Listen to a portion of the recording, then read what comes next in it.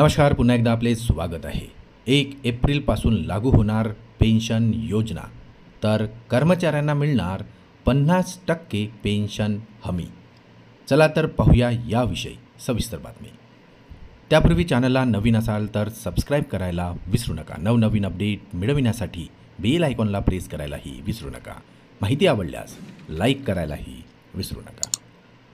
सरकार 1 एप्रिलपासून केंद्रीय कर्मचाऱ्यांसाठी नवीन पेन्शन योजना लागू करणार आहे। या योजनेचा फायदा आता देशातील लाखो कर्मचाऱ्यांना होणार आहे।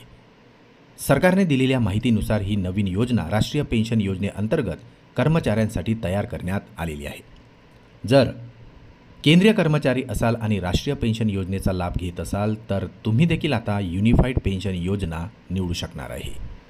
सरकारने दिलेल्या माहितीनुसार आता या पेन्शन योजनेत 25 वर्ष सेवा पूर्ण करणाऱ्या कर्मचाऱ्यांना आता 50% पेन्शनची हमी मिळणार आहे। तर जर एखाद्या कर्मचाऱ्याने 10 वर्षापेक्षा जास्त सेवा पूर्ण केली असेल तर त्याला दर महिना किमान 10,000 रुपये पेन्शन मिळणार आहे। तर याचबरोबर कोणत्याही कर्मचाऱ्यांचा मृत्यू झालास तर त्याच्या कुटुंबाला शेवटच्या पेन्शन रकमेच्या 60% रक्कम पेन्शन म्हणूनही देण्यात येणार असल्याची माहिती सरकारकडून देण्यात आलेली आहे।